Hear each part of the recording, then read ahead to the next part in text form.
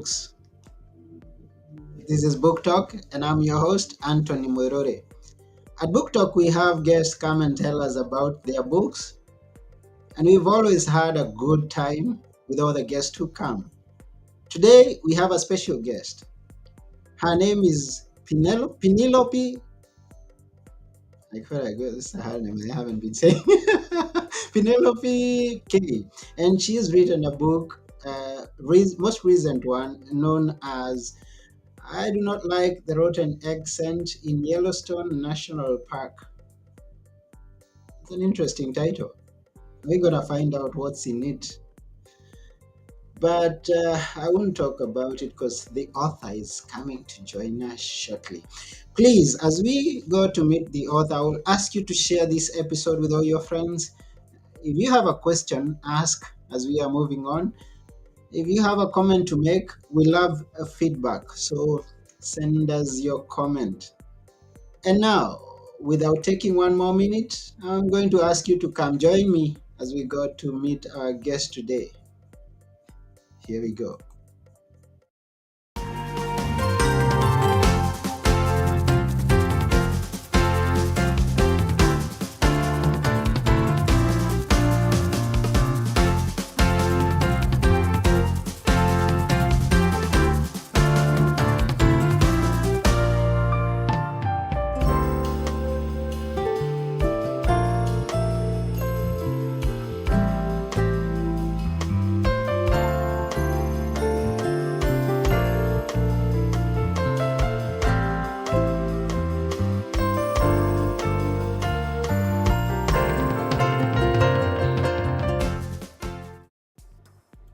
Hello, Camilo. Hi, Hello. Anthony.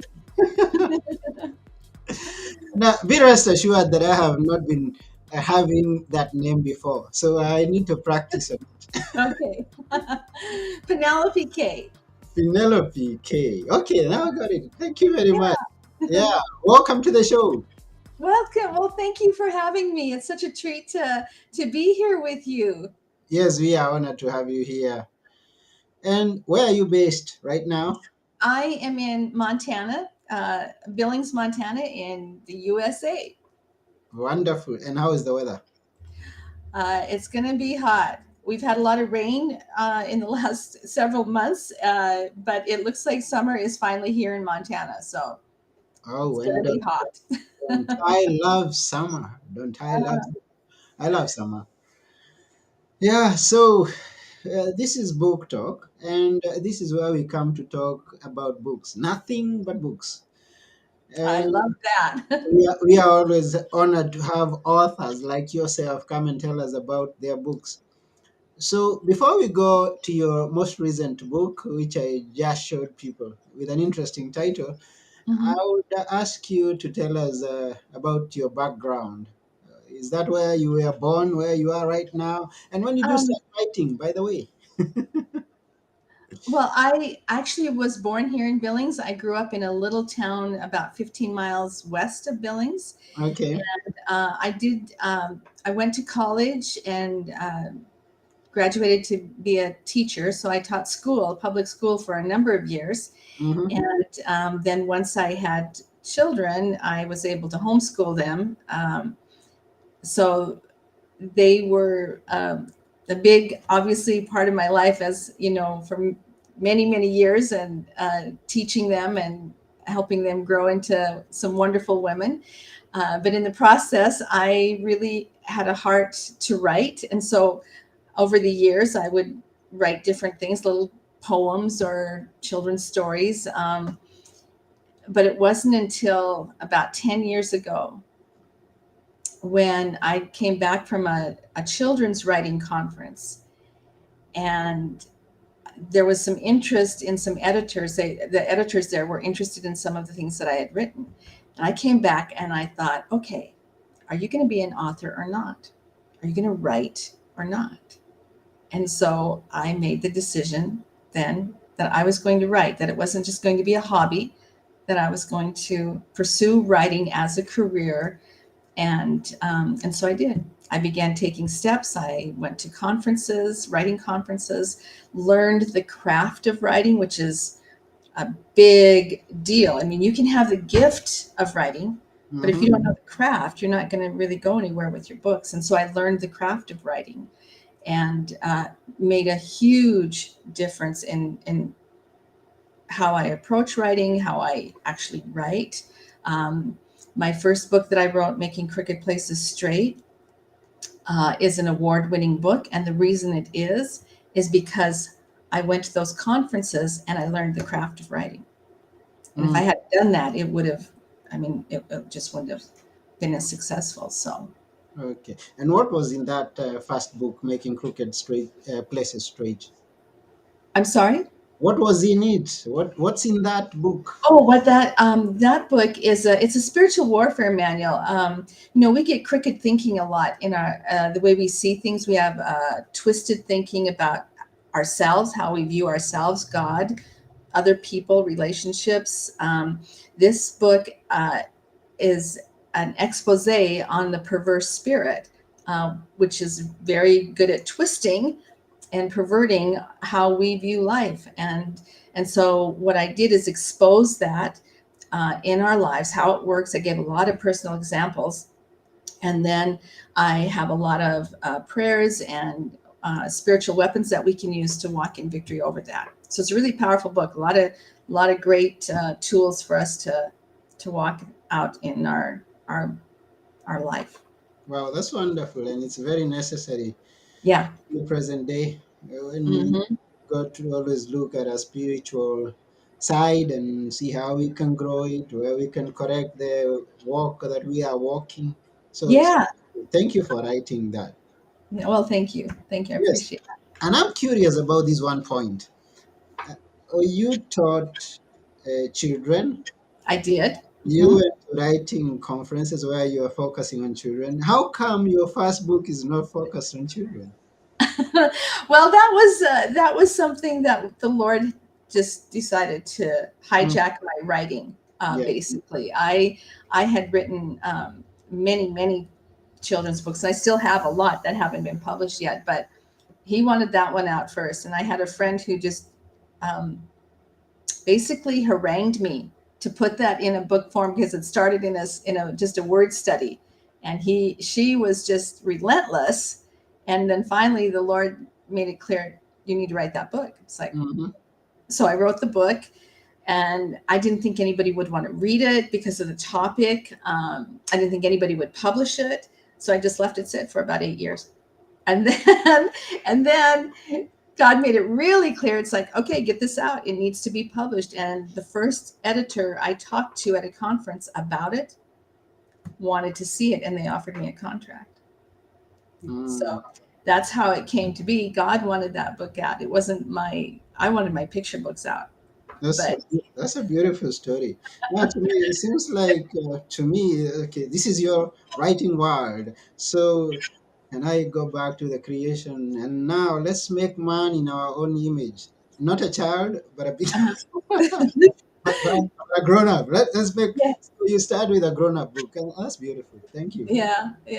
I mean, my passion is children's picture books, but I have a heart to really encourage and build up adults and in their spiritual walk and their faith and as well. So that's what this book does.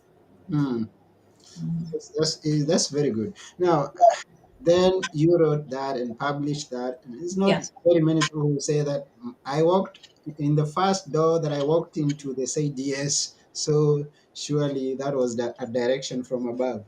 Hmm. Very much so. Yeah. After that, tell us, after that, which one did you go to?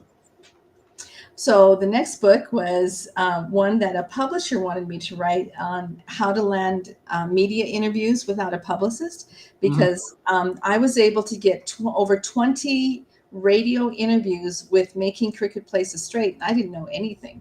I mean, mhm, I knew nothing.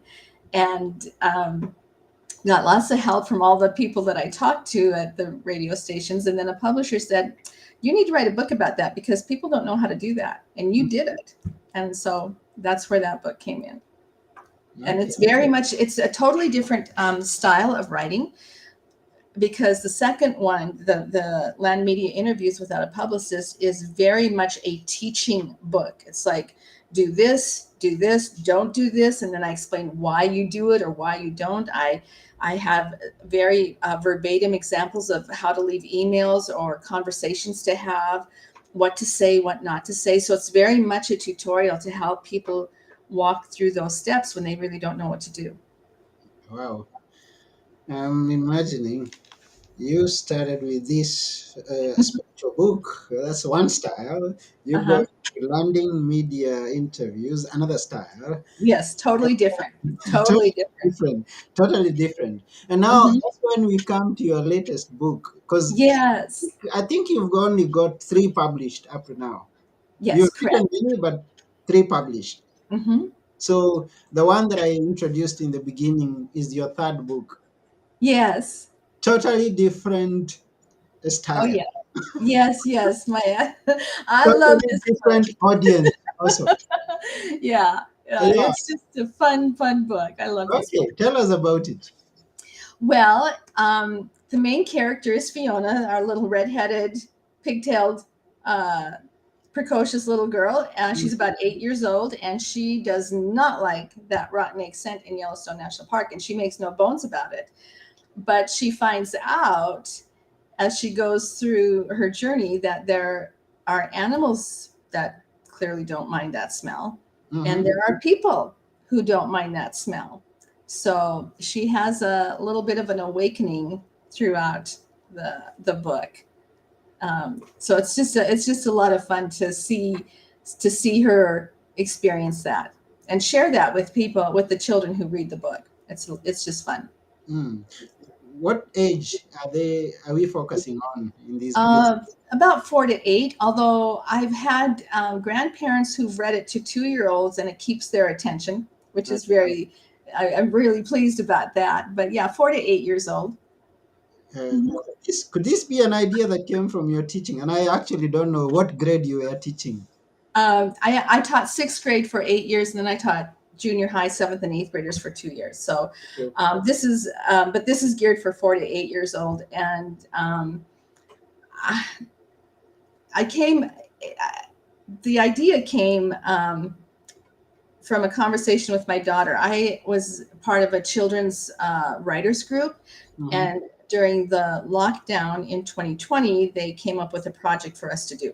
Mhm. So authors were to write either a picture book, a poem, or the first chapter of a chapter book, and the illustrators were to draw two pictures. So, and the theme was summer in Montana, which is okay, but for me it was like too broad of a theme. I couldn't, I couldn't grab hold of it. So I called my adult daughter and I said, okay, tell me what you remember about summer in Montana, about, things we did. And so she's naming different things. And we have a county fair here, and she listed a few things and nothing clicked. And then she said, well, we always went to Yellowstone Park every summer, which we did. And I said, okay, tell me about the park. And she said, well, there's the buffalo and the geysers and Old Faithful. And then she said, and the rotten egg smell. And it was like, bam, right there. I knew I had a book. And I'd already written two stories that are titled I Do Not Like. And I thought, like, I do not like the rotten egg scent. There it is. So that's how the story came about. It took me about 45 minutes to write it. And there we are. Another Wow. 2 years to publish it, but to get it into print. But yeah. Wow. Okay. Mm-hmm. Mm-hmm. Now, the rotten egg ascent, is it, It's is bad. it something that exists there in Oh Yellowstone? yes. It's Oh something, yes. and Mm-hmm. it's Mm-hmm. something that happens up to date. It's a All the smell that is time. there, the scent All that the is there. time. Mm-hmm. Mm-hmm. Yeah. What is it? Why is it? What's the thing about what? How does it? What happens? Is there Well, any explanation? yeah, it's actually sulfur. So it's Okay. it's it's the sulfur and all the chemicals that are mixed in the park's geothermal system, and Okay. so it just creates this rotten egg, and it just smells like rotten eggs. I mean, it's awful. I Now get it. sometimes it's not as bad. It depends on where you're at. Like Yeah. on the east side of the park, Mm-hmm. you don't smell it Okay. because that's not where the geysers are and all the thermal pools. But on the west side of the park, uh, once you get in there about 30 miles or so, you start to smell it. And then there's just huge areas of it that are really, I mean, they're just putrid. It just smells awful. But I, it's beautiful. I mean, it's just part of the park. It's part of the experience. You can't not go to the park and not smell the rotten egg sand. You just have to do it. you just have to do it, whether you like it Yeah. or not. Yeah. And it's interesting with a human being. There are all kinds of people. There are those who wouldn't like it. There are those who would. I know that. I mean, Mhm. I've always got people who appreciate some weird things. Yes.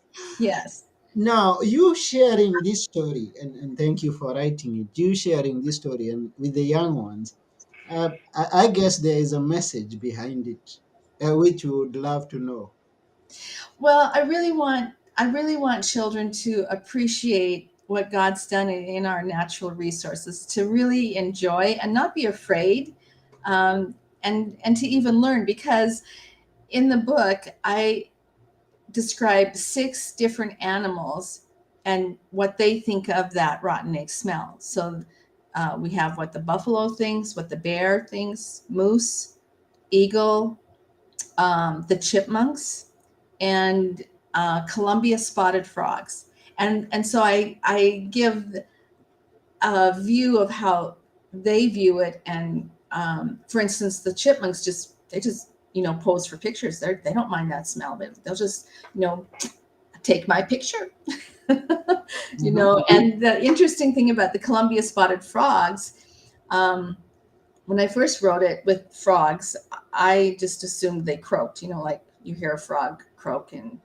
And then I went online and to see where I could find sounds of the animals. And it turns out that this Columbia spotted frog doesn't croak. It actually makes a knocking sound like you're knocking on wood. That's the sound that they make. Hmm. Um, so that was really interesting. And the grizzly bears stand on their hind feet and sniff the air all around. So it's just a fun way to introduce the little ones to the animals that are found in the park, Hmm.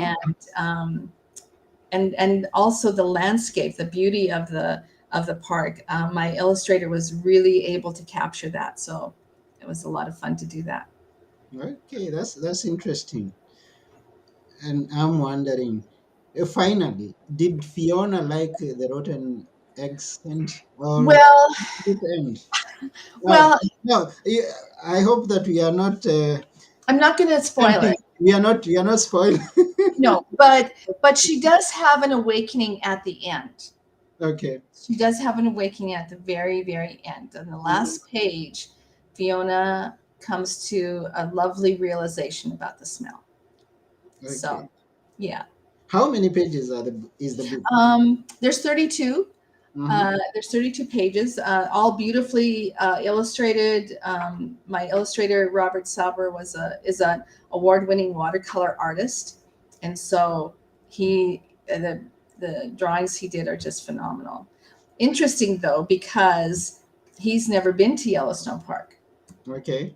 and so he would draw things, especially the landscape, and it's like, no, it doesn't look like that, or we need to add this, or the steam and the water coming up from the geysers are, it's just pure white. There's no color to it, so we had to work together. Uh, you always walk on a boardwalk, so she always had to have a boardwalk that she was walking on. She couldn't walk just in the grass because that's not allowed, in the park there where the geysers are. Mm-hmm.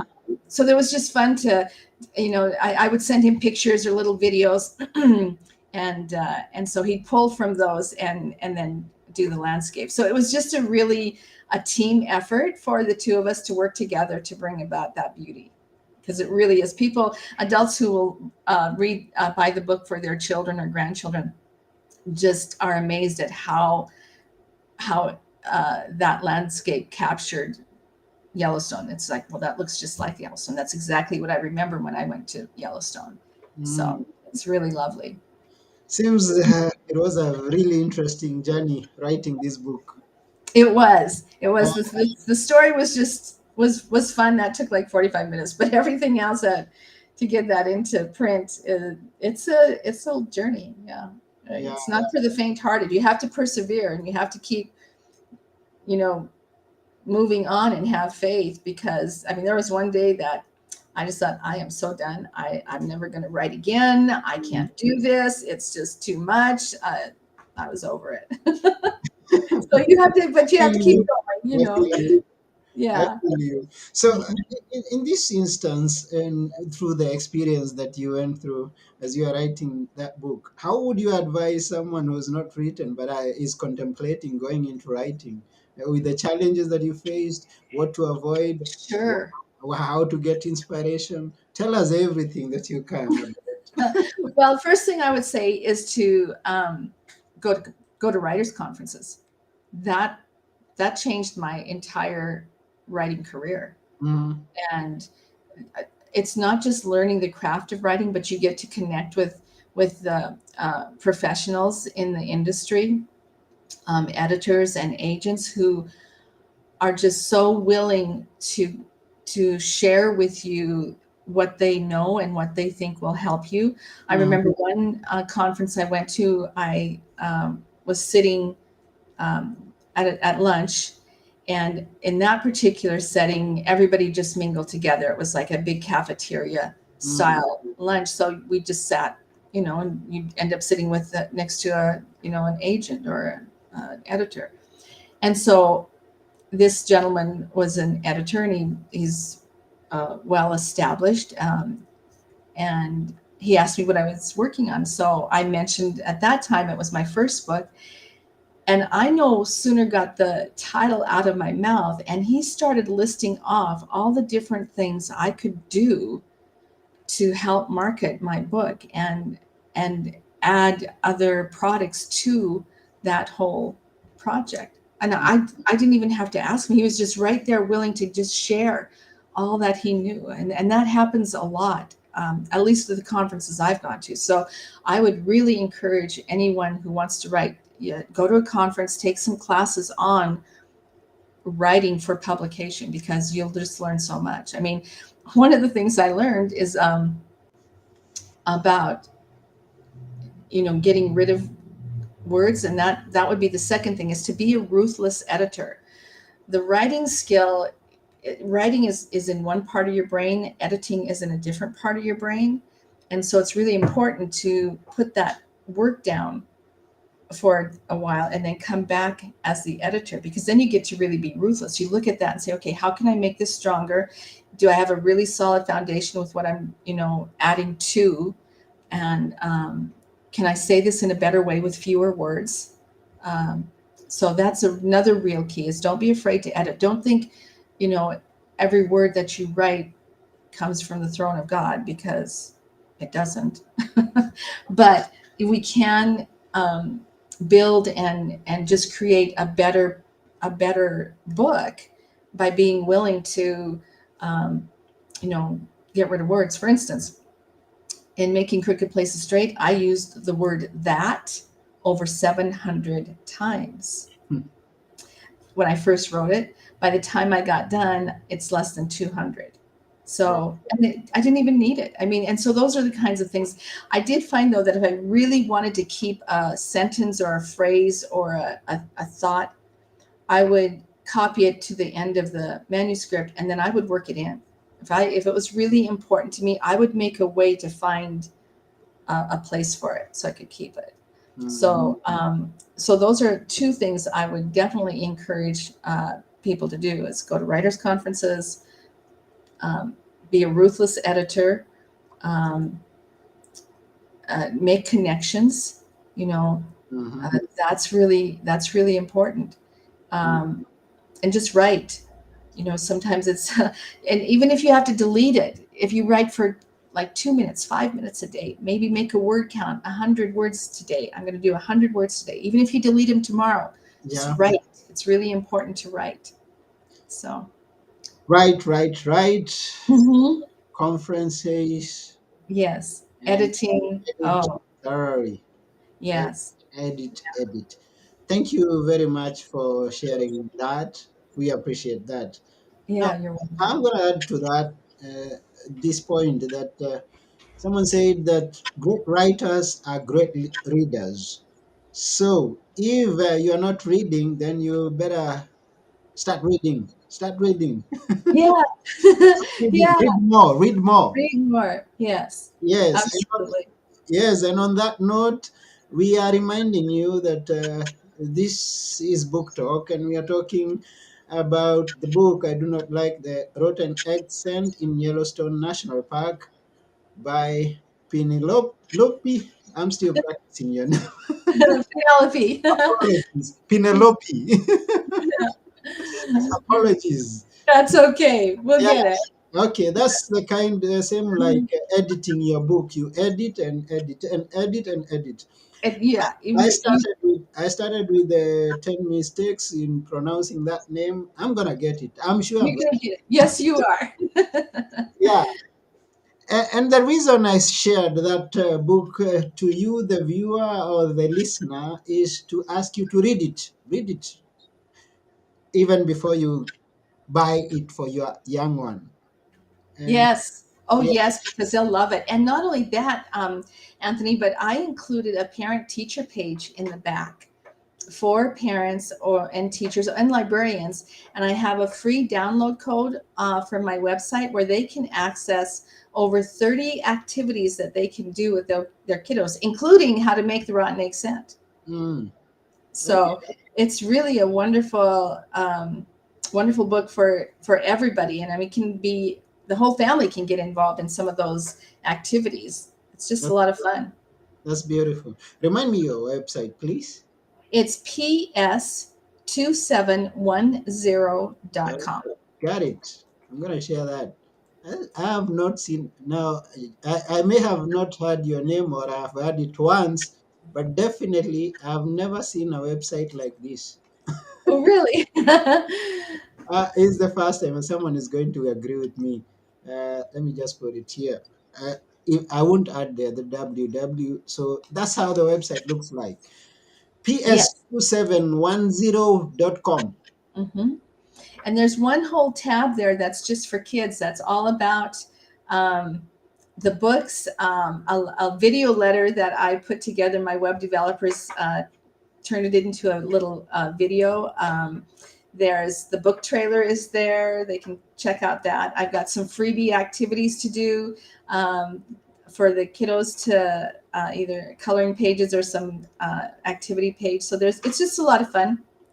So they need to check it out. Yeah. Yeah, and you better believe this. If you've enjoyed this show, the talk that we've had, you'd better know that there's something in that website. So rush there. I remind you, it's ps2710.com and go and get the book and the other books too.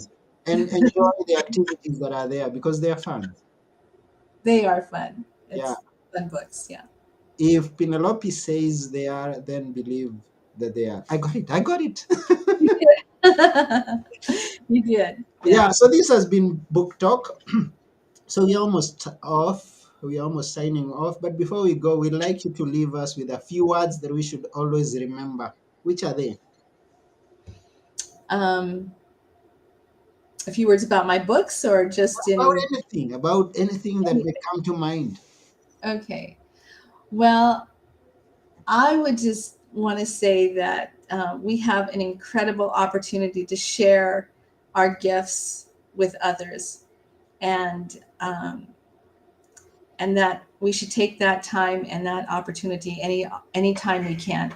That we can lift people up, we can encourage people uh, with our writing, and because God's given us a message, whether it's just for fun, like Fiona's story, or a deeper spiritual walk, like making crooked places straight, or just information we need, like how to land media interviews without a publicist. We have a message that's important, and who knows who's going to hear that, and it will make an impact in their lives for years to come. So just share the gift that God's given us.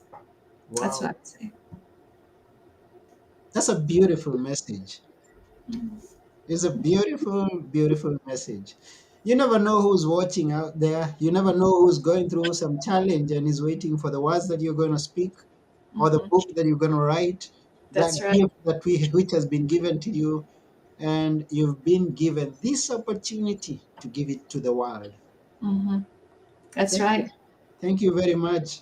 Oh, Penelope. thank you for having me. Yeah, so that's about it. We've come to the end of the show. This has been Book Talk. I have been your host, Anthony Moirore. And together with our guest, Penelope Kaye, we're saying keep reading. And until next time, bye for now. Bye bye. Bye.